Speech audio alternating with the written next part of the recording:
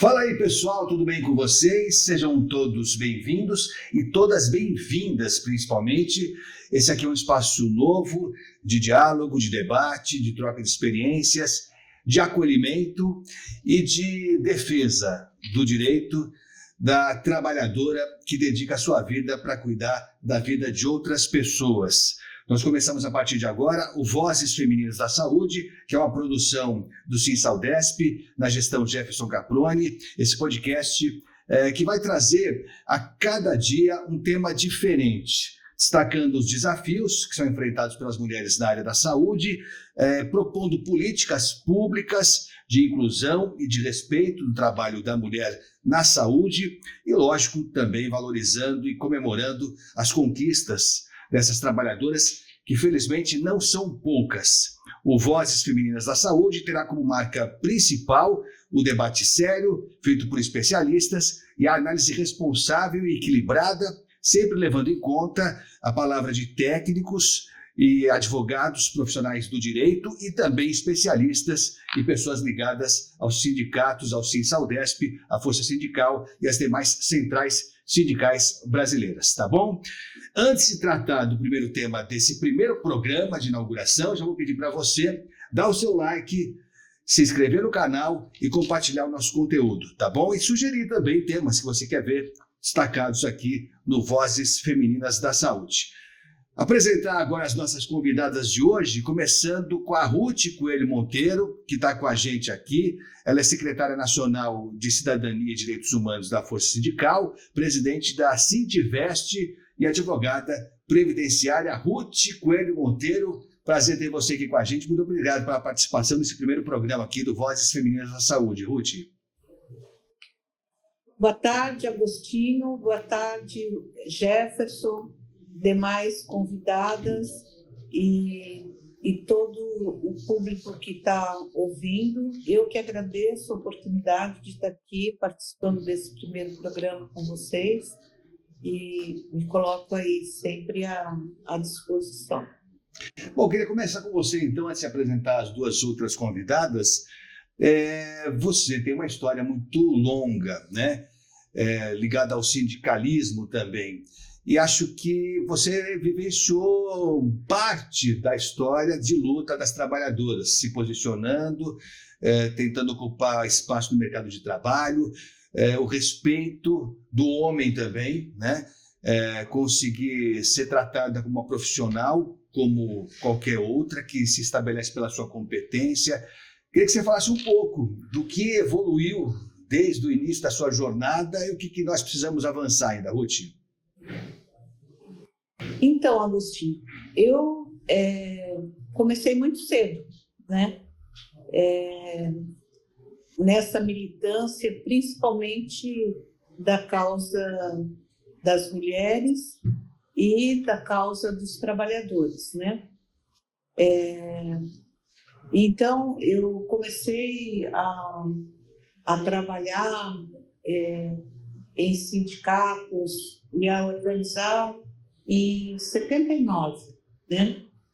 E então eu criei movimento de mulheres metalúrgicas no Sindicato dos Metalúrgicos de Santos em 81, 82, por aí.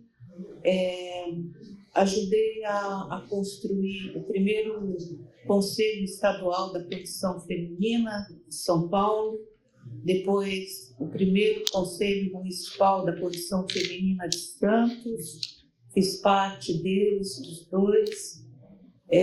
Participei das conferências, da primeira conferência de mulheres preparatória para a primeira CONCLAT, né, a Conferência Nacional das Classes Trabalhadoras. Participei também da primeira conferência das mulheres para a construção da Central Força Sindical.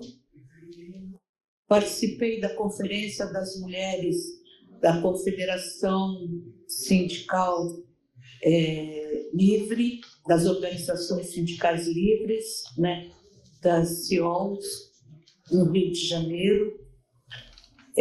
Participei Isso é uma conferência internacional de mulheres sindicalistas, né, do mundo todo, filiadas naquele momento à CIOF, que hoje é a CSI, a Confederação Sindical Internacional. Participei da Conferência Mundial de Mulheres no ano de 95, em Beijing, na China, tanto na delegação oficial. Na época, a primeira-dama era a doutora Ruth Cardoso, que era chefe da delegação, e teve a primeira conferência da ONU, né, da Organização das Nações Unidas. Não foi a primeira conferência, mas teve essa conferência de mulheres, né, que foi em Beijing, na China, e, paralelamente, nós fizemos também uma conferência das organizações sociais, das ONGs, dos sindicatos, em Beijing também, quer dizer, numa cidade próxima, Beijing, em 95. E enfim, a minha luta, ela sempre vem junto, né? A luta dos trabalhadores e a luta para elevação da condição feminina, elevação dos direitos, né, da mulher. E nós tivemos pessoas muito fortes, muito importantes nesses movimentos de mulheres, não só do movimento sindical, mas também de outros movimentos de mulheres. Trabalhamos muito para a Constituição de 1988, garantir a igualdade de direitos entre homens e mulheres, que até aquele momento não existia. Então, garantir o direito da mulher ter propriedade, o direito da mulher receber herança, o direito da mulher votar e ser votada. Isso foi um pouco anterior, não foi na de 88, mas assim, garantimos as condições para isso, né? E enfim, nós fizemos o que se chamava o lobby do batom, né, na Constituinte de 1988, para que a gente pudesse avançar e garantir que a mulher tivesse um papel na sociedade que não fosse apenas de esposa e mãe, mas também de trabalhadora, e que todos os seus direitos como pessoa fossem respeitados, né? A questão da violência, a questão, enfim, que ela fosse e tivesse os mesmos direitos dos homens tinham, né? Até aquele momento. A Ruth é a história viva, né, Ruth? A Ruth presenciou os grandes momentos, né? Por isso que para nós é um orgulho ter ela aqui nesse primeiro programa, para tratar dessa visão mais geral, que, lógico, se reproduz em certa medida também na área da saúde, né? E a gente tem aqui duas entrevistadas que também vão falar sobre a experiência que tem, menor experiência, né? Aliás, é uma honra a gente estar aqui com a Ruth para aprender com o que foi conquistado no passado, né? Porque tem muita coisa para ser conquistada ainda. Está aqui com a gente também a Giovana Tenguan, que é diretora aqui do Sinsaldesp, recém-eleita delegada suplente de mulheres. Giovana, obrigado pela presença, é um prazer ter você aqui com a gente. O prazer é meu. Eu acho importante que hoje no sindicato a gente tenha essa oportunidade de dar as vozes para as mulheres, porque a gente vê muito a luta, mas dar a voz e entender de perto, acho que é muito necessário e é muito legal que tenha esse espaço aqui no nosso sindicato. Aliás, esse é um ponto importante e não é pequeno, não é algo corriqueiro, trivial, não. O número de mulheres presentes aqui no Sindicato da Saúde é bem significativo. Não sei se isso se reproduz, se a gente vai encontrar um sindicato que tem uma presença tão forte da mulher em cargos de comando, né? Cargos diretivos, né? Que decide o rumo do sindicato. E não é por acaso, né, Giovana? Porque você repete aqui, mas é importante dizer que na área da saúde, a mão de obra majoritária, quem faz saúde no Brasil é a mulher, né, Giovana? Exatamente. Hoje é a mulher e, apesar de ser a maioria mulheres, a gente ainda enfrenta muitos desafios, né, por essa profissão na saúde. Tem muitos estigmas por ser mulher trabalhando.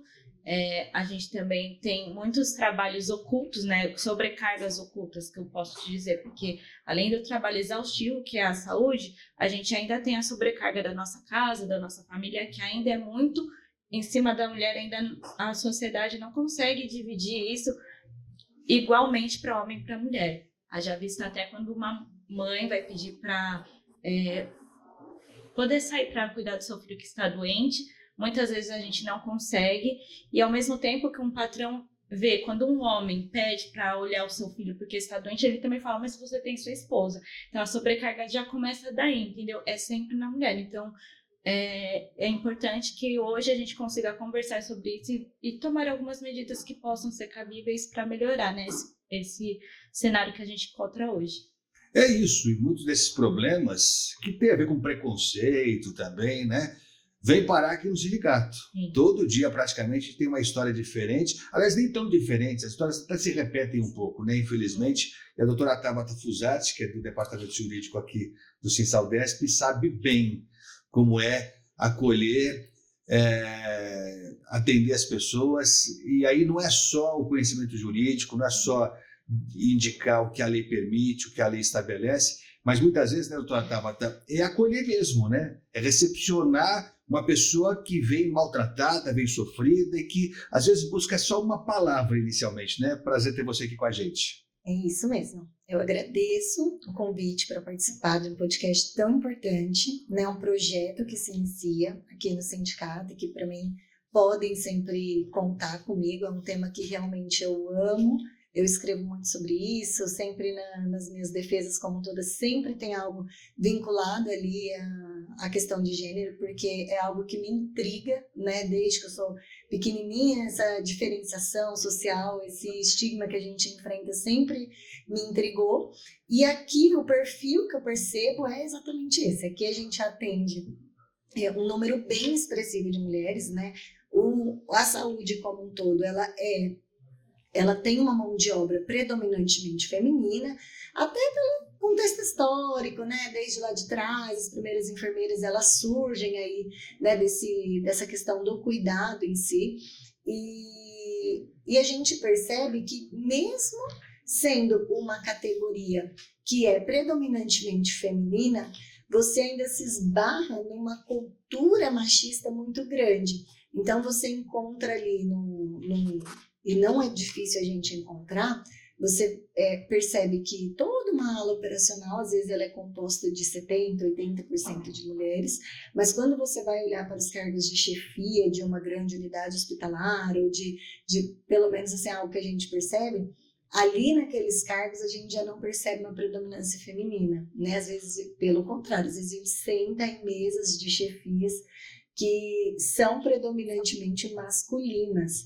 Então, é algo que me gera assim, uma interrogação muito grande, porque assim, se há uma categoria ali na base que é mulher, de onde estão vindo esses chefes? Né? As pessoas já entram chefes nessas unidades? Será que aquelas pessoas de fato estão tendo oportunidade, uma progressão de carreira? Né? É algo que a gente tem que se intrigar mesmo e enfrentar essa cultura desse machismo estrutural que é presente aqui na sociedade brasileira. Não tem como a gente fugir. É isso mesmo. E não é diferente na saúde também, infelizmente. Aliás, hoje, nesse primeiro programa, a gente tinha pensado em falar sobre a tal da invisibilidade, né? O reconhecimento do trabalho invisível, que majoritariamente é feito por mulheres. Então, para quem não está muito afeto a esse tema, a invisibilidade do trabalho das mulheres não é um fenômeno novo, não é um fenômeno antigo, tem tudo a ver com o preconceito que a gente está falando, e tem a ver, inclusive, com aquele trabalho doméstico, né? Da auxiliar de enfermagem, técnica de enfermagem, seja o que for, que tem a dupla jornada, às vezes tripla, e tem que trabalhar em casa também. E isso não é considerado como regra, como um trabalho, né? As pessoas não chamam isso de trabalho, né? A atividade doméstica que todo mundo, a maioria, muita gente ainda, atribui exclusivamente à mulher. E isso acaba atingindo também a atividade profissional da mulher, né? No trabalho do cuidado, que inclui, por exemplo, atendimento a crianças, a idosos, que também acaba sendo um trabalho que tem essa prioridade de mão de obra feminina, também, em muitos casos, não se considera isso como um trabalho efetivo, né? Tratado como algo que é a prima que cuida do avô que ficou doente, é a tia que cuida do menino que não está indo para a escola. Tudo isso que parece usual e parece até inofensivo, parece natural, não é natural. Não é natural, isso, na verdade, esconde esse preconceito que a gente está falando aqui em relação ao trabalho da mulher. Tem um dado importante que eu queria falar com vocês aqui, antes de voltar a falar com as nossas entrevistadas, um estudo que foi feito pelo Instituto Brasileiro de Economia, da Fundação Getúlio Vargas. Ouça só, as mulheres no Brasil, doutora Tabata, dedicam mais de 20 horas semanais a essas atividades que são tidas como trabalhos, mas não trabalhos remunerados, né? Essa atividade do trabalho de cuidado. 20 horas semanais as mulheres dedicam, em média, para essas atividades, enquanto os homens, segundo essa pesquisa, dedicam cerca de 11 horas. Esse trabalho do cuidado é um trabalho importante, ele representa 11% do PIB do Brasil. É muita gente que trabalha muito e não é paga na devida proporção da importância do trabalho que é desenvolvido. 11% do PIB é um valor que é o dobro do produzido, por exemplo, pelo setor agropecuário, para você ter ideia do que nós estamos falando. É uma legião de pessoas que se dedica a esse trabalho que é subreconhecido, muitas vezes até desprezado. Um último dado interessante, as mulheres são responsáveis por 75% do trabalho do cuidado não remunerado, evidenciando mais uma vez essa clara desigualdade que existe na área da saúde e não só. A Ruth vai voltar já com a gente. Eu queria saber da doutora Tabata sobre isso. Quer dizer, esses dados em si já demonstram que a gente tem muita coisa para evoluir ainda até chegar à tal da igualdade de gênero, né? Sim, e a gente percebe que até a legislação, quando ela trabalha alguns pontos específicos, ela não permite que a sociedade se estruture de modo diferente, né? Vou usar, por exemplo, a licença maternidade.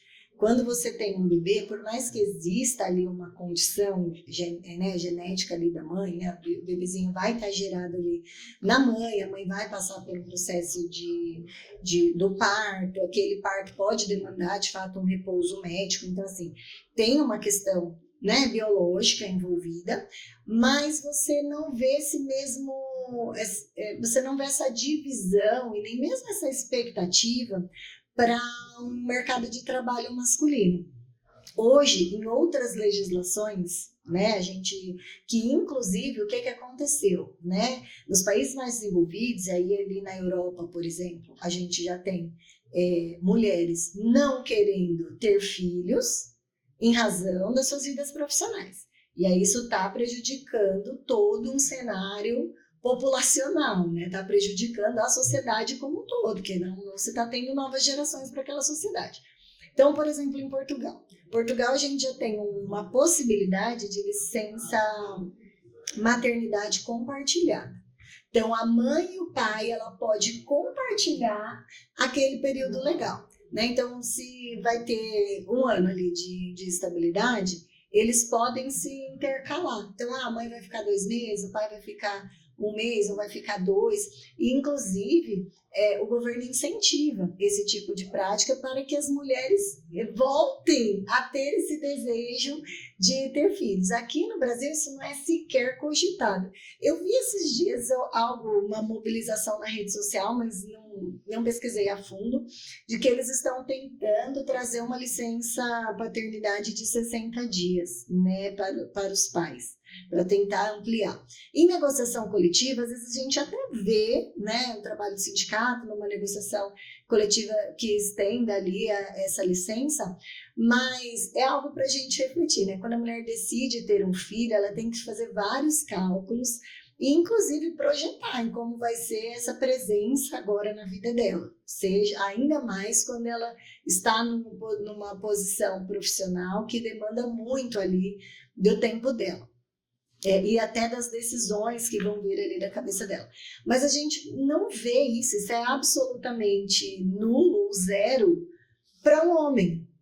Às vezes vai ter um impacto financeiro, e isso você escuta muito nas rodinhas, de quanto custa um filho, como que você vai fazer para sustentar aquele filho, que hoje também é quase que dividido ali com a mulherada, né? Mas você não vê esse impacto na vida profissional, você não vê esse impacto na vida pessoal, porque já é algo que a sociedade já impôs, que é uma preocupação da mãe, né? É da mãe que vai gerar. O judiciário, quando um casal se separa, a guarda predominantemente é da mãe. Então, são coisas que a gente se esbarra em um processo que ele é cultural.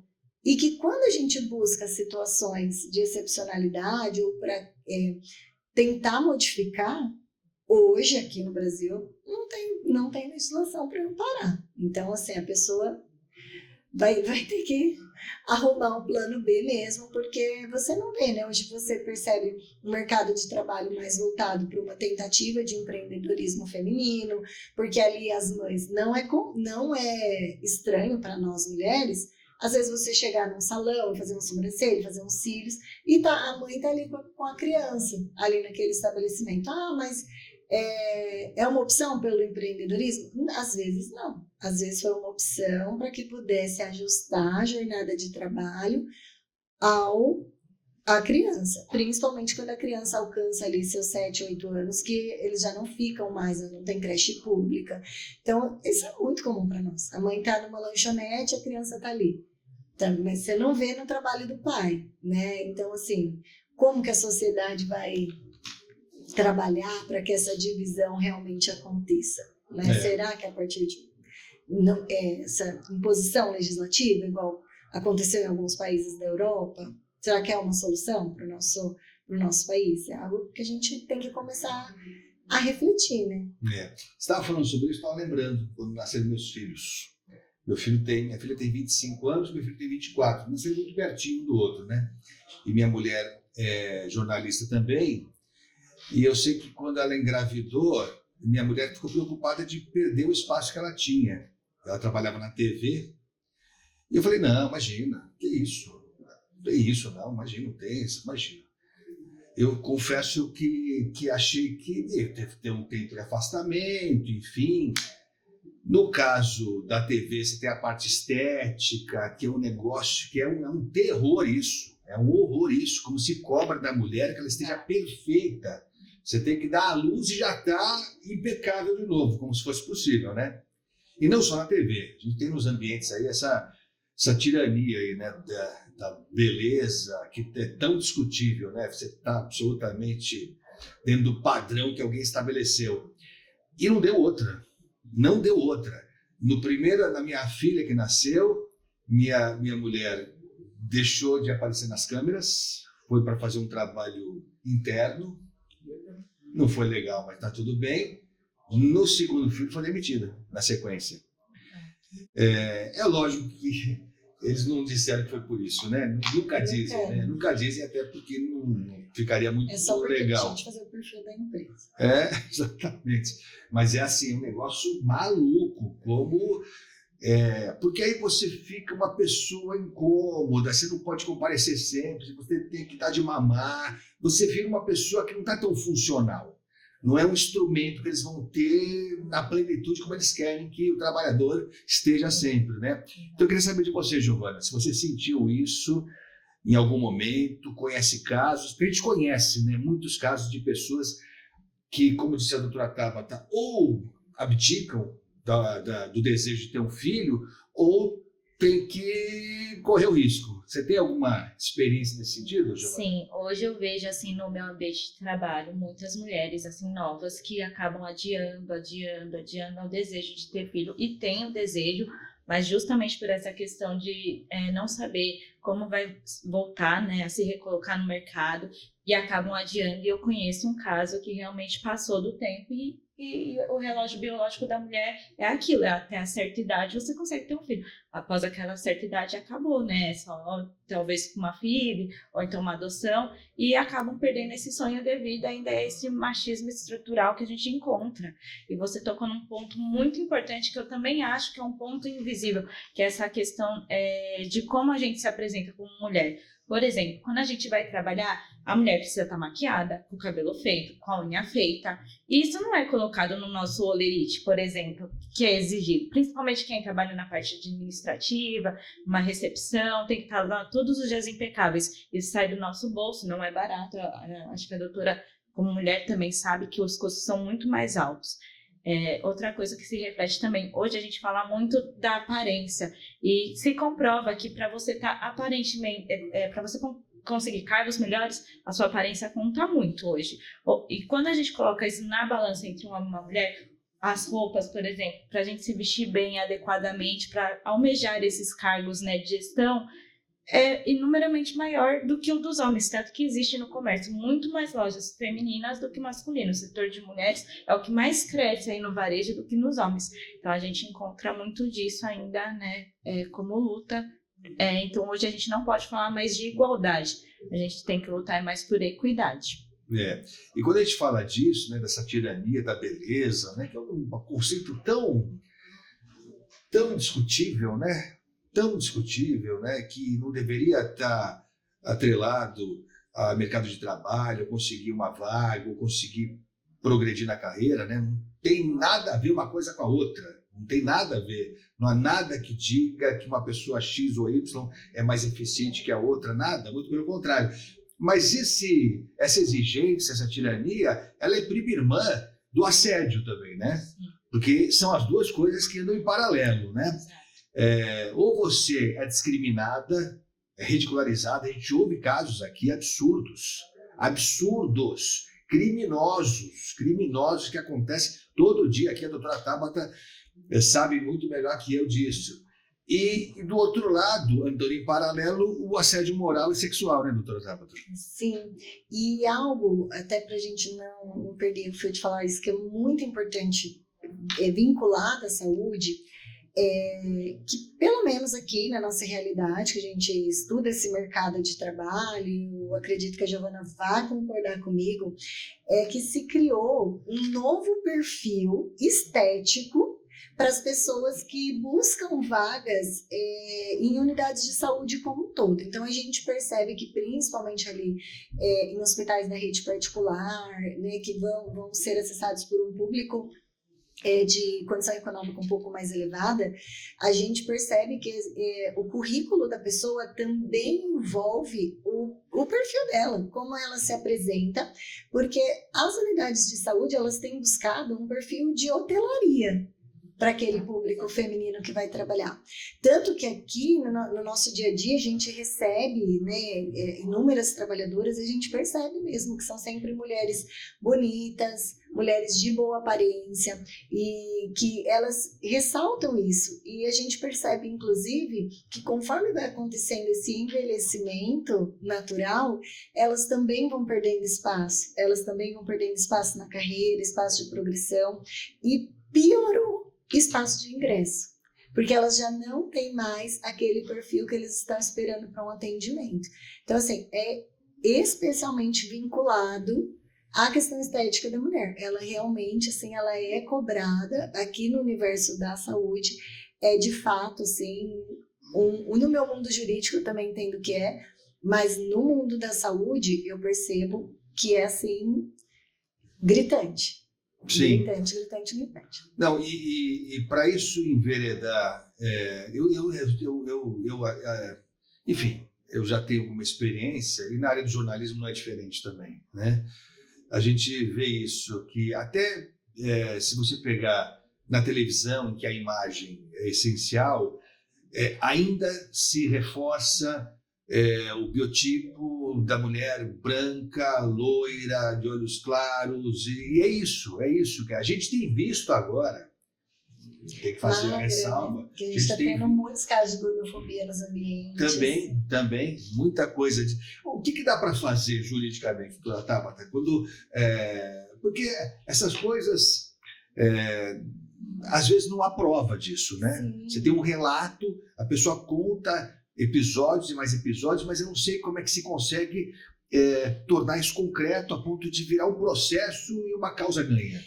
Porque quando a pessoa está ali vítima de um episódio de assédio, existe várias nuances do assédio, né? Existe aquele assédio direto, onde a pessoa sofreu ali uma ofensa, e também é uma forma de ofensa e de assédio, quando você, empregado, está sendo ali impedido de participar de uma atividade, ou você está sendo privado, ou a empresa está te colocando em uma situação de forma humilhante, de forma vexatória. E como que a empresa também pode fazer isso? Aqui a gente já vivenciou. Às vezes na concessão de uniformes, onde a pessoa solicitou uma troca, porque aquele uniforme já não estava mais adequado, e ela ouviu algum tipo de comentário. Então, assim, não é para haver nenhum tipo de constrangimento em nenhum momento do ambiente de trabalho, e nem mesmo se aquela pessoa, por exemplo, precisou aumentar 1 ou 2 números no uniforme dela. Só que quando o trabalhador chega aqui no sindicato noticiando, por exemplo, que teve um constrangimento em relação a algo tão básico como uma troca de uniforme, de comentários, de forma como elas são tratadas, inclusive pelas chefias, quando é uma pessoa que a gente escuta muito aqui, que às vezes ela acabava sendo alvo de uma chefia específica em relação à forma como ela se comportava, se ela estava sendo simpática, situações que eu já vivenciei aqui, da trabalhadora querer ajudar, ficar abalada por aquela situação e ser acusada de um suposto interesse. Então a pessoa, ela ouvia, por exemplo, da chefia, mas não, o que te importa esse caso? Por que você está dando tanta importância para esse paciente específico? Então são coisas que a gente vivencia, porque a sociedade tem uma falsa sensação que só é assédio se eu proferir um xingamento contra você, né? Não é só isso. Quando eu te coloco numa situação que eu tô te constrangendo, que eu tô te impedindo, que eu tô te tolhendo, que eu tô te excluindo, eu também tô te assediando. Também são formas indiretas de assédio. E o assédio sexual é criminoso, né? Infelizmente, no Brasil, a gente ainda tem muitas mulheres vítimas todos os dias, mesmo com tantas campanhas, né? A gente entra num bar, num restaurante, tem lá no banheiro, né? Uma forma como você denunciar uma situação de todas as vertentes. Aqui no sindicato, graças a Deus, nós não temos muito histórico de notícia de assédio sexual, não que não aconteça, talvez ainda aconteça de forma muito velada, né? Mas graças a Deus reduziu bastante o número de denúncias em relação a isso, mas em relação ao assédio moral feminino, nunca se reduz, essa não tem jeito. A Ruth voltou aqui com a gente, ela mandou uma mensagem para a gente, lógico, vai participar de todos os temas, Ruth. Você é a nossa decana, Não, diga aí, Ruth, está de volta então, agora? Falamos de tanta coisa que eu já nem sei mais. Fala aí, Ruth.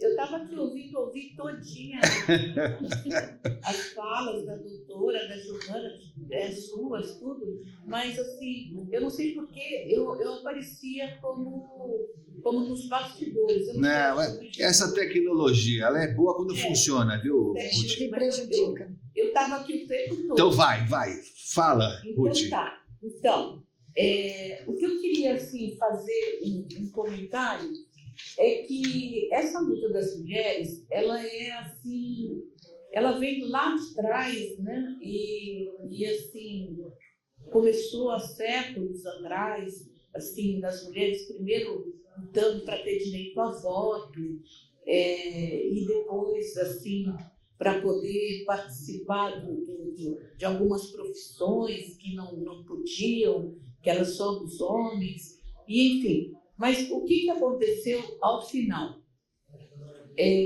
Afinal, o que o capitalismo fez com o trabalho das mulheres? Ele incorporou realmente as mulheres, então foi uma coisa assim, não como uma emancipação, mas como uma forma de mão de obra mais barata, ou uma forma, ou seja, de aumentar o seu lucro, como uma forma, às vezes, de precarização mesmo do trabalho. E então, assim, paralelo à obtenção desse direito, vamos supor, de igualdade, ou de ir para o mercado de trabalho, e não veio junto a infraestrutura necessária para a mulher um pouco se desvincular, não, mas assim, não se sobrecarregar, né, com aquelas tarefas domésticas. Então, ele só acrescentou, né, uma coisa a mais. Quer dizer, ela não perdeu o que ela já fazia, o que ela já tinha, e ainda acrescentou um trabalho a mais, né? E aí, a luta das mulheres trabalhadoras e dos sindicatos, tudo, tem sido para dividir esse peso, né? Deveria ser uma coisa que o Estado tomasse conta disso, né? Vamos supor, a gente teria que ter creches 24 horas por dia, porque para quem trabalha, por exemplo, como as enfermeiras, em turnos, né, à noite, mas não, a gente tem umas creches públicas que elas são assim, tipo, abre às 7, fecha às 5. Então, no setor mesmo, né, nosso, do vestuário, a gente tem mães que reclamam que elas precisam sair, às vezes, mais cedo do trabalho, porque o horário da creche não coincide com o horário de trabalho delas. Então, e assim, nós temos uma quantidade enorme de mães, chefes de família. Então, não é mais aquela questão nem de que o homem não está ajudando nisso, que fica só para a mulher, porque tem muita mulher que ela é sozinha, ela tem os filhos, cuida dos filhos, seja por nunca ter casado, seja por ter separado, mas enfim, é uma coisa que assim, nem o Estado provê e muito menos as empresas, porque elas não querem ter gastos nem custos com a questão da mulher. Então, toda essa questão, por exemplo, de licença maternidade, quem arca é o Estado, toda essa questão de, por exemplo, das creches, da amamentação, de tudo isso. E, na verdade, a mulher ela também tem um trabalho que é da reposição da força de trabalho, né? Porque se ela não fizer comida, não lavar a roupa, não sei o que lá, no dia seguinte o marido dela não está pronto para trabalhar de novo. Então, todos esses custos a empresa não tem. Ela tem no dia seguinte o trabalhador lá prontinho para ir cumprir determinados horários e pronto. Então, não é que seja uma questão apenas cultural, né? É uma questão econômica, né? E é uma questão econômica séria, pesada, né? Em cima da mulher. É um trabalho que não é remunerado, é um trabalho que não é reconhecido, é um trabalho que é invisível, né? E então eu queria colocar, por exemplo, a nossa luta, que nós tivemos várias convenções aprovadas na Organização Internacional do Trabalho, na OIT, que é o único órgão da ONU que é tripartite, né, composto por governos, empregadores e trabalhadores, mas nós tivemos várias convenções onde tratam a questão da mulher. Então, nós temos, por exemplo, a Convenção 111, que é contra qualquer tipo de discriminação. Nós temos a Convenção 100, nós temos a Convenção 156, que ainda não foi ratificada pelo Brasil, mas já foi encaminhada para o Congresso em 2000.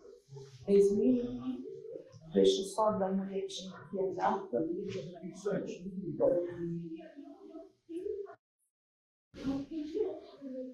Foi em 2023. Em 2023, Essa Convenção 156, ela fala do compromisso global por igualdade de oportunidades e a intenção dela, principalmente, é erradicar a exclusão de trabalhadores que enfrentam conflitos entre as suas responsabilidades familiares e as suas carreiras, de modo que as demandas da família não sejam um obstáculo para o pleno emprego e o desenvolvimento profissional. Então, tem uma convenção da OIT, que é a 156, que trata dessa questão que tanto homens como mulheres têm essa responsabilidade e deveria ter realmente as condições para que os dois pudessem estar se desenvolvendo profissionalmente no mercado de trabalho e tudo.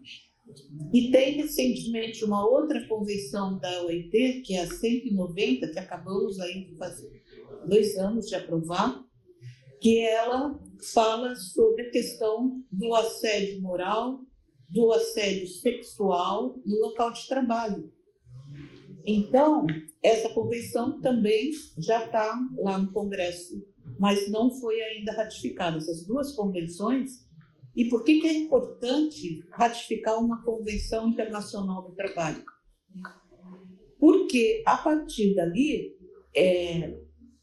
vira lei. E aí o Estado ele tem obrigação de fornecer os meios, de fornecer os equipamentos, de fornecer as políticas públicas, de fornecer, enfim, para que aquela lei seja colocada em prática. E também, aí no ordenamento jurídico interno, depois de uma convenção internacional, algumas coisas têm que ser regulamentadas de acordo com cada país, né? Então, eu penso assim, a gente avançou em algumas coisas, avançamos muito, né? Como mulheres, mas a gente não avançou ainda nessa infraestrutura toda que é necessária. Também, por exemplo, a questão da redução da jornada de trabalho, né? Se você reduz a jornada de trabalho, você também tem um tempo maior para a família, tanto para o homem como para a mulher. Você tem a questão de poder dar atenção para os filhos, de poder, na verdade, ter uma vida mais saudável, né? E eu vejo que, principalmente nesse setor de saúde, os estudos mostram que no setor de saúde é onde existem um assédio muito grande, agressões. Então, tem 2 categorias que a OIT fez estudo, e isso é no mundo todo, não é só no Brasil, que são as mais assediadas, tanto moralmente como sexualmente, que é a categoria dos trabalhadores na saúde e os empregados domésticos, né? Então, é uma coisa que é um setor que precisa ter uma atenção especial, é uma coisa que precisa ter uma política especial, e isso eu não digo nem apenas por parte do sindicato, mas é por parte realmente nas convenções coletivas, por parte das empresas, por parte do Estado, porque essa é uma situação realmente muito preocupante. Aliás, Ruth, o Corém aqui de São Paulo acabou de lançar uma campanha para denunciar a violência enfrentada, sofrida pelos trabalhadores e trabalhadoras da saúde. Acho que todo mundo viu, quem não viu soube. Teve uma reportagem fantástica no Fantástico, sensacional no Fantástico, dramática, né? Assustadora, mas muito bem feita pelo Fantástico do último domingo, mostrando a violência contra trabalhadores da saúde no Brasil inteiro. Coisas absurdas, inacreditáveis. E o Corém está lançando essa campanha, que lógico o Sindicato da Saúde também está junto, porque não dá para a gente aceitar violência de nenhuma ordem. Mas na área da saúde, talvez pela falta de infraestrutura que ainda existe, as pessoas que buscam uma unidade médica querem ser atendidas na hora, querem ser, né? E a gente entende até a necessidade, mas há que haver um controle, há que haver um respeito, e se não há controle e não há respeito, a lei tem que prevalecer, né? Aliás, a Ruth estava falando sobre isso, da legislação que é importante, lógico que é muito importante, só que a gente vê, por exemplo, o governo Lula determinou, já é lei, a igualdade salarial, né? Então, trabalhadores que fazem a mesma função, sejam homens ou mulheres, têm que ter o mesmo salário, né? Parece óbvio isso, né? Não precisava ter lei para isso, mas nem com lei funciona. Nem com lei funciona. Eu queria saber da Giovana, porque eu acho que passa também pela uma consciência de cada um de nós, e essa consciência de classe, de grupo, que precisa se defender, passa obrigatoriamente pelo sindicato. E eu não sei que imagem você tem, o que você ouve dos seus colegas, das suas colegas, mas a gente ainda percebe que ainda há uma resistência de muita gente em procurar o sindicato, e procura o sindicato só na pior, só quando foi demitido por uma injustiça, sofreu um acidente de trabalho. O que falta para os trabalhadores reconhecerem a relevância de se reunir em sindicato? Eu acho que ainda eles se sentem inseguros pela questão do patronal mesmo, na questão de bom, vou estar presente no sindicato, qual vai ser a repercussão disso para dentro do meu trabalho? Será que eu vou ficar mais visado? Será que eu vou ficar mais fragilizado? Ora, eu estou saindo daqui para tentar me sentir mais forte, mas até onde eu vou estar forte, porque o sindicato vai apoiar, só que quando eu volto para cá, será que eu vou sofrer algum assédio mediante a isso? Então, as políticas que realmente funcionam são a gente continuar divulgando os ganhos que o sindicato traz para a categoria, para cada vez eles se sentirem mais apoiados e seguros a procurarem essa casa aqui, né, que serve de apoio para os trabalhadores. Eu acho que o que mais eu sinto medo deles é da represária, de estarem presentes mesmo. Sim. Aliás, é importante dizer, né, doutora Tabata, que quando um trabalhador procura o sindicato, ele é preservado, né? Há um sigilo. Quando uma ação é feita, uma ação coletiva, para cobrar uma providência de um empregador, quem aparece na ação, quem aparece encabeçando essa denúncia, digamos assim, não é o trabalhador que procura o sindicato, né? É isso mesmo. Hoje, aqui no sindicato, nós temos a estrutura da delegacia sindical, criada pelo presidente Jefferson Caproni, onde a gente faz esse acolhimento com os trabalhadores, e ainda que se tenha algo que tenha que ser tratado na via administrativa, nós já temos ferramentas técnicas e jurídicas para trabalhar na ouvidoria do sindicato, garantindo o anonimato 100% daquelas questões. Isso preserva, né, toda essa angústia, né? A Giovana é nossa diretora, mas ela está ali todos os dias na base. Eles têm realmente esse receio, porque são trabalhadores seletistas, ao voltar podem sofrer uma retaliação, até perderem os seus empregos. Então, às vezes as pessoas aceitam aquilo ali que é errado, sabendo que está errado, mas porque não tem alternativa, né? Aquilo ela vai perder o emprego. Então, a estrutura que hoje a gente oferece aqui, ela garante sim o anonimato para essas pessoas.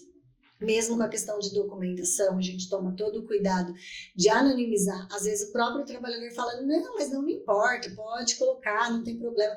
Mesmo assim, a gente faz todo esse processo para preservar. E quando isso se transforma numa demanda coletiva, seja por uma ação coletiva ou por uma ação civil pública, quem aparece ali é o presidente Jefferson, né? A gente nomeia essa ação, a parte autora dessa ação é o sindicato representado pelo presidente, que encabeça isso, que autoriza que a gente faça, e os trabalhadores eles só vão entrar em cena lá no final, quando a gente vencer o processo, que a gente tiver que realmente habilitar o crédito para que eles recebam. Então, a gente já faz esse trabalho também para preservar e não expor, né, esses trabalhadores que, por mais que queiram, por mais que tenham vontade, tenham consciência de classe, sabem que é uma situação que precisa ser regularizada, é difícil, né? Porque do outro lado, você tem uma legislação que fala assim para o empregador, é só você pagar um aviso prévio, Ou uma multa de 40% no FGTS dele, que você pode mandar ele embora simplesmente porque você quer. Ou então, pior ainda... Você acordou e sentiu vontade, você não precisa ter um motivo. Não, e pior ainda, com a pejotização, agora então é que virou uma festa. É uma beleza mesmo, né? O cara que é PJ, que a pejotização, ela é lícita, não há nenhum problema quanto a isso. Quando, de fato, você vende um serviço, quando você não tem que bater um ponto, cumprir um horário, né? Você não tem um chefe imediato que determina um plantão para você. Quando tem tudo isso, não é PJ, você é funcionário, né? Você é trabalhador. Sim. E deveria ter um contrato CLT, né? Mas a gente sabe como é que funciona tudo isso. E para piorar a situação, nos últimos tempos, a justiça tem mudado a sua visão, né? Então, a gente tem assistido aí, eu muito preocupado, assisto uma tendência de parte do judiciário de encarar o PJ como algo legal. Porque a leitura que se faz é isso. Não, você sabia que era PJ, não sabia? Você aceitou isso aí. Então, agora não tem essa de entrar com ação depois para requerer os direitos, enfim, de alguém que exerceu uma atividade que não é de prestador de serviço, é de trabalhador, com carteira assinada, só que sem carteira assinada. Sem direito trabalhista, sem férias, sem fundo de garantia, sem nada. Então, esse é o caminho que nós estamos seguindo, infelizmente, né, Ruth? E aí eu acho que o sindicato ganha um papel muito, muito importante. Eu queria que você falasse o que você quiser falar, mas eu queria que você tratasse, por favor, desse fenômeno que para mim é assustador. Por que o sindicato, que era tão forte na década de 80, um pouco antes disso, que fazia diferença, parava tudo quando tinha que parar, fazia o empregador negociar, fazia acontecer, fazia o respeito ao trabalhador ser considerado, né, ser levado a sério. O que aconteceu de lá para cá que a gente perdeu esse vigor todo e não sente algo nascendo? Eu estou sendo muito pessimista, Ruth. Então, Agostinho, a questão ela é complexa, né? Porque, assim, primeira coisa, a gente não tem uma plenitude de liberdade de organização sindical no Brasil, né? Então, a OIT tem dois convênios, que são duas convenções muito importantes, que é a Convenção 87, que fala sobre a liberdade de organização sindical, e a Convenção 98, que fala sobre a negociação coletiva de trabalho, né? No Brasil, por exemplo, o sindicato ele não pode entrar na empresa, ele não está organizado dentro da empresa. Então, ele não tem organização no local de trabalho. O sindicato no Brasil, a legislação brasileira, ela organiza o sindicato fora, ele tem base mínima municipal, né? Pega assim todas as empresas, mas você não tem em cada local de trabalho um delegado sindical, uma comissão de empresa, você não tem isso, né? E, por outro lado, você tem um empresariado no Brasil muito atrasado, né? Você tem ainda uma mentalidade escravagista que persiste no Brasil, no coletivo imaginário, eu não sei, mas que, assim, a pessoa trata o trabalhador quase como um escravo, né? E aí, assim, como se fosse uma propriedade sua, assim como as máquinas, assim como as outras coisas. Então, tipo, ele é dono ali, enquanto a pessoa está lá dentro, ele é dono daquela pessoa.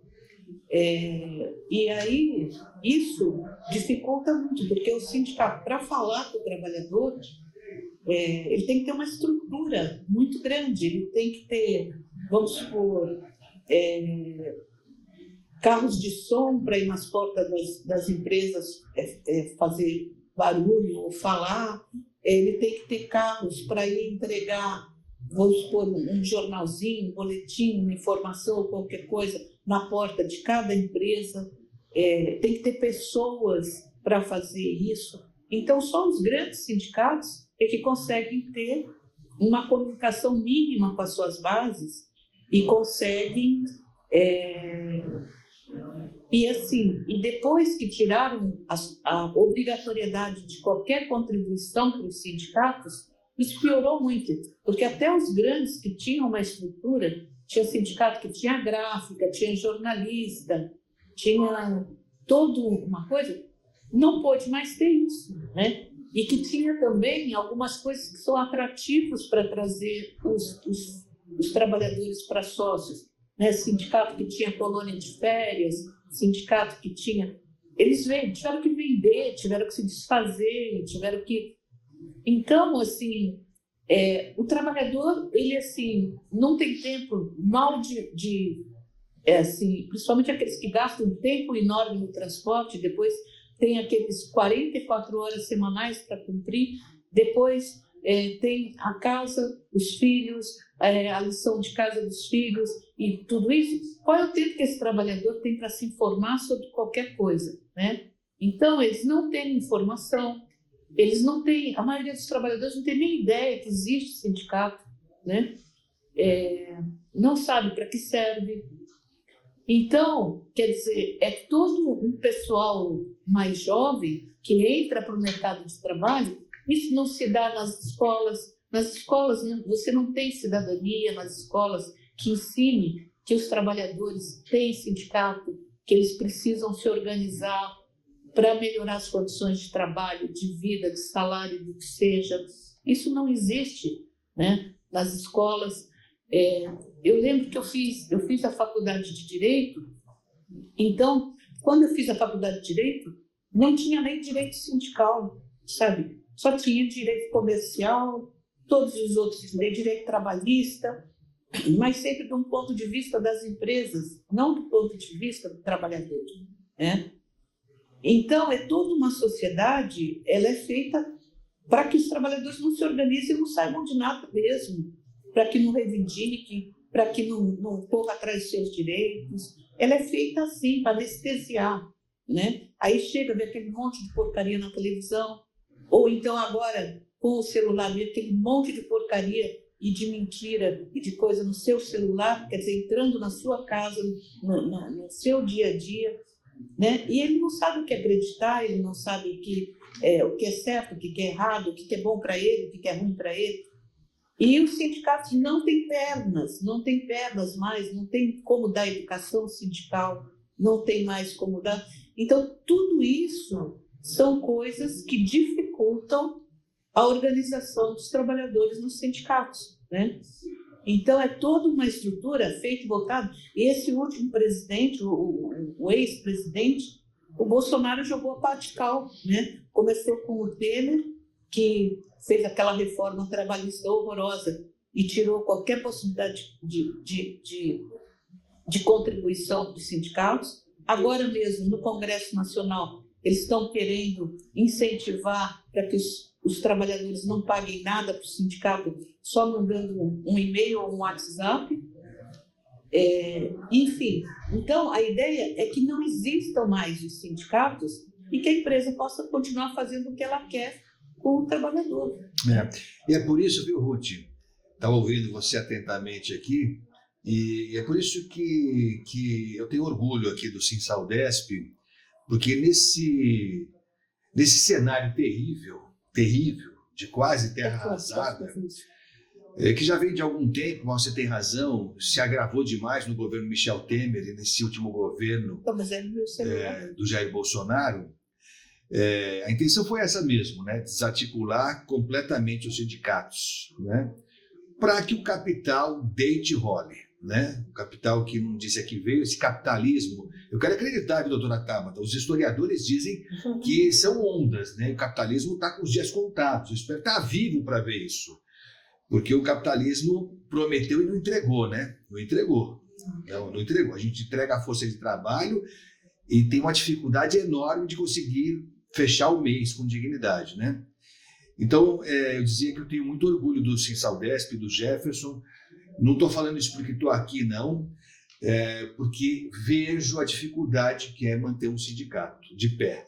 Você falou, os sindicatos estão com dificuldade, não tem estrutura, não tem jornalismo, você falou isso, e é verdade mesmo. E eu não estou defendendo, não estou falando em causa própria, não. É porque o jornalismo bem feito, ele leva a verdade para as pessoas. leva o outro lado para as pessoas, né? A voz dos empresários nós temos todos os dias na TV aberta, nas grandes redes aí, é a voz do empresário que fala lá. Precisa ter a voz do trabalhador em algum canto, né? Em algum lugar há de ter a voz do trabalhador para aparecer também. E aqui, esse sindicato, esse estúdio que a gente está aqui fazendo esse programa, é o mérito do Jefferson Caproni, que decidiu investir, imagino que com resistências, inclusive, não deve ter sido fácil convencer as pessoas, porque não é fácil mesmo, né? Porque não é fácil mesmo. Não é todo mundo que consegue ver a relevância de você ter um veículo importante que traga a palavra de trabalhadoras, né? Onde você vai ver isso? Difícil ver isso em algum lugar, né? Você falou da estrutura que o sindicato tem que ter, a colônia de férias que o Sinsaudesp tem em Peruíbe, que é um exemplo, né? Pena que outros não possam ter, mas quem sabe a gente não tá criando uma história que vai se reproduzir em outros sindicatos. Essa é a ideia, né? O sindicato só não resolve também, né? A gente quer vários sindicatos de todas as categorias. Então eu tenho muito orgulho de estar aqui defendendo essa bandeira, que é essencial. O dia que o sindicato deixar de existir, a gente vai ver o começo do fim mesmo, né? E é triste demais, viu, Ruth? É muito triste. Eu entendo quando você fala que o trabalhador não tem tempo, tem que pagar boleto, tem que levar o filho, vai buscar. Eu entendo tudo isso. Entendo mesmo. Mas o trabalhador descobre o sindicato no pior momento, quando ele perdeu o emprego. Aí ele ouviu dizer um dia que existe um sindicato em algum lugar. Aí ele vai achar o sindicato.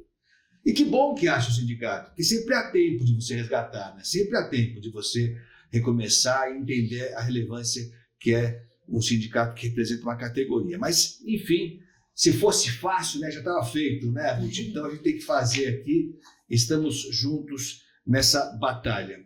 Giovana, você está começando uma atividade. Diga aí, Ruth. Fala aí, Ruth. Viu, Agostinho? Só mais um detalhe que foi assim, eles tiraram dos sindicatos a questão da homologação da rescisão do contrato de trabalho. Sim. Porque antes era por lei, eles eram obrigados, a pessoas que tinham mais de um ano de trabalho numa empresa, e algumas por convenção coletiva, até desde que termine os períodos de experiência, as pessoas virem no sindicato para serem conferidos, né, os cálculos. Só que naquele momento era o momento de contato do trabalhador com o sindicato, era o momento dele saber os direitos dele e do sindicato até manter essas pessoas depois como sócio quando fosse trabalhar em outro lugar.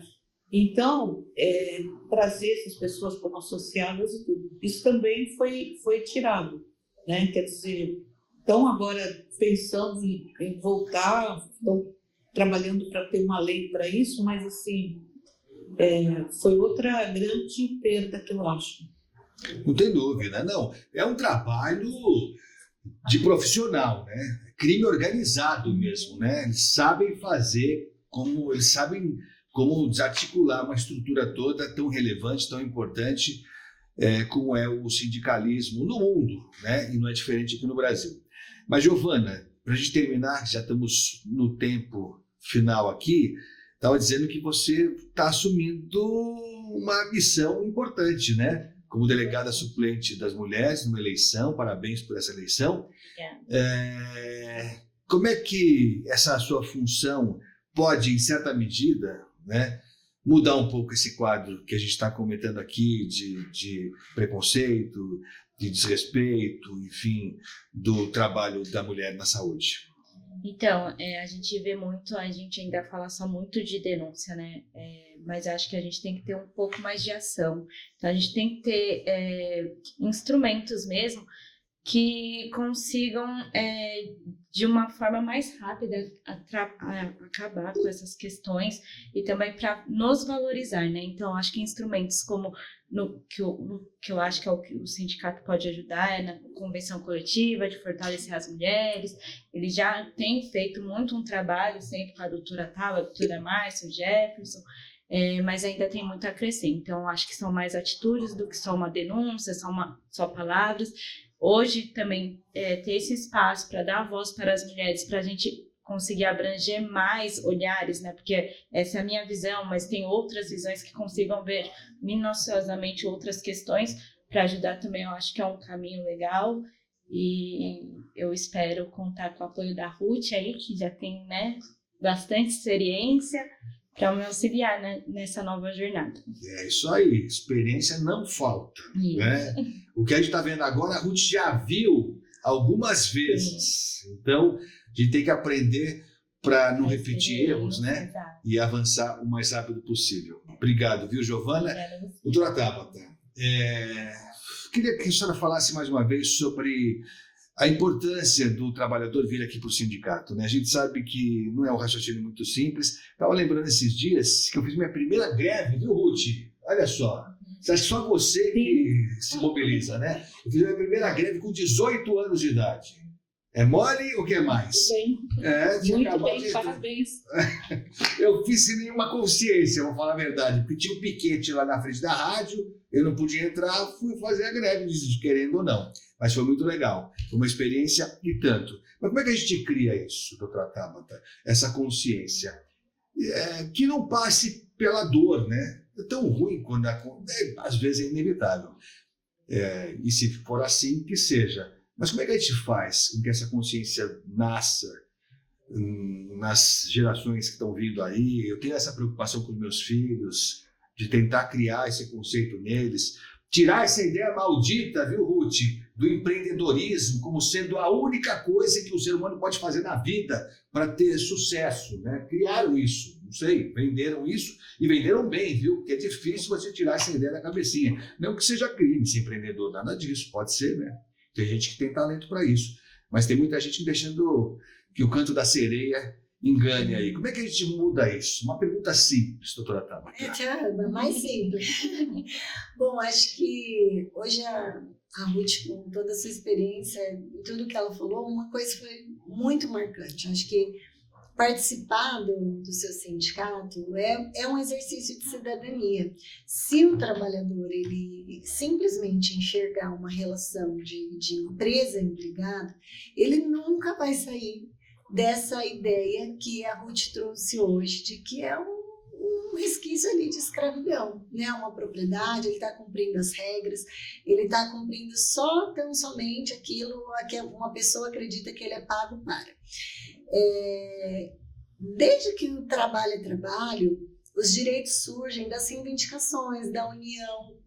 Então, é algo que o sindicato ele não faz para os trabalhadores, ele faz com os trabalhadores. Não existe sindicato sem os trabalhadores. E uma forma que eu acho que as pessoas mais jovens, né? Eu não sei, talvez se o sindicato chegasse ali no TikTok, fizesse uma dancinha, ou começasse a entrar ali na mente dessas, como essas músicas de agora que entram na cabeça deles, porque é isso, acho que o incentivo na rede social tem sido muito grande e muito traz um ar muito de comparação. As pessoas têm uma falsa impressão de que elas estão acessando, né, aquele modo de vida, assim, aquele conteúdo, e acho que é um incentivo e que entra muito na mente das pessoas, né, esse incentivo da rede social e empreender, em trazer. Eu já vi campanhas absurdas, assim, fazendo críticas ao CLT, pessoas que viralizaram, né? Tem uma influencer que ela até tá rica demais, assim, agora fazendo até propaganda para grandes marcas, que ela cresceu criticando as reuniões de RH, a reunião do CLT. É engraçado tudo você ver aquele conteúdo, mas assim, a sociedade ela é formada pelo trabalho, né? Trabalhar é importante, ter direitos é importante. Eu já falei no outro podcast, a sociedade brasileira ela não está preparada para esse boom desse empreendedorismo. O brasileiro ele é criado dentro de um cenário de direitos e garantias sociais. Então, ele já espera que ele vai ter aposentadoria, ele já espera que ele vai ter um acerto rescisório. E por mais que aquela relação pareça ali viável nos primeiros 5 minutos, na hora que ela encerrar, ele vai olhar para trás e vai pensar: nossa, mas eu fiquei aqui 5 anos e não tenho nada a receber? Porque isso já está criado na nossa sociedade, já está enraizado, a gente já espera. É igual o Natal, todo ano vai ter, a gente vai esperar, a gente vai cultivar. Então, precisa, né? Eu acho que a mensagem que a Ruth deixou é muito importante, é um exercício de cidadania, né? Então, se as pessoas hoje querem ser tão politizadas, querem falar tanto aí nas redes e tudo mais, então vem também fazer parte, né? Vem falar com a gente, então, um pouquinho sobre isso, que vai entender o que é realmente o sindicato, o que o sindicato faz, e tenho certeza que ela vai sentir empatia e querer fazer parte. É isso aí. Outro dia eu estava vendo uma discussão sobre a jornada 6x1, viu, Ruth? Essa redução da jornada e tal. E eu li uma análise que eu achei tão interessante, que essa história do empreendedorismo, que virou uma febre, uma doença. Então, hoje o cidadão está entregando por aplicativo, amanhã ele está fazendo não sei o quê, outro dia ele está fazendo não sei o quê lá. E essa análise dizia o seguinte, que essa pessoa não cria vínculo com nenhuma profissão. Ela não se sente identificada com nenhuma categoria. Diferente do que acontecia no meu tempo, né? Você tinha as categorias. Eu pertencia e pertenço à categoria dos jornalistas. O que tem de bom, o que tem de ruim. Mas eu me identifico com os jornalistas. Quando você não se identifica com nada, você pode ser hoje uma coisa, amanhã outra, depois de amanhã outra coisa, acho que você perde esse vínculo do coletivo. O coletivo não existe mais. Você é uma pessoa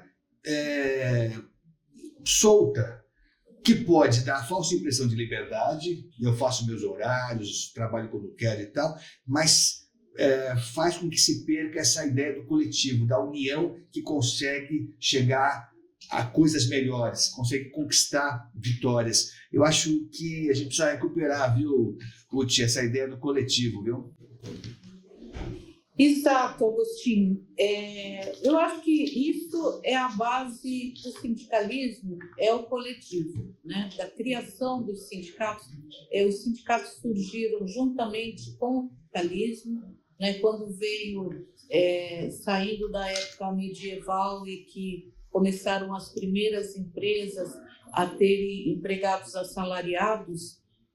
Então, esse coletivo foi a união daqueles trabalhadores que trabalhavam 14 horas por dia ou mais, e que, quando falecia alguém da família, eles não tinham nenhum apoio. Foi eles se unirem, na verdade, os sindicatos, para combater essa exploração, né? E então eles perceberam que só se unindo, que não adiantava cada um tentar resolver individualmente seu problema, e isso também gerou os sindicatos organizarem-se também em nível internacional, né? Que também você não resolve as coisas só no seu país. Então, as organizações sindicais, elas estão organizadas dentro de cada país em sindicatos, federações, confederações, centrais sindicais, que daí abrange vários ramos, várias profissões, vários setores, como internacionalmente, para, por exemplo, poder atuar num organismo como esse, que é a Organização Internacional do Trabalho. Isso você só atua ali através das centrais sindicais internacionais e das centrais sindicais nacionais, né? Quando você vai na representação, eu já fazem, sei lá, uns 15 anos, talvez, que todos os anos eu vou para essas conferências da OIT. É um trabalho, antigamente era um trabalho de um mês inteiro, que tinha que ficar em Genebra, né? Você discutindo, como se fosse um parlamento, você fica discutindo leis, né? Você vai fazer uma nova lei que vai ser um piso básico para todos os países do mundo. São 75 países atualmente que fazem parte da OIT. E depois que esses países ratificam essas convenções, elas viram leis nacionais. Então,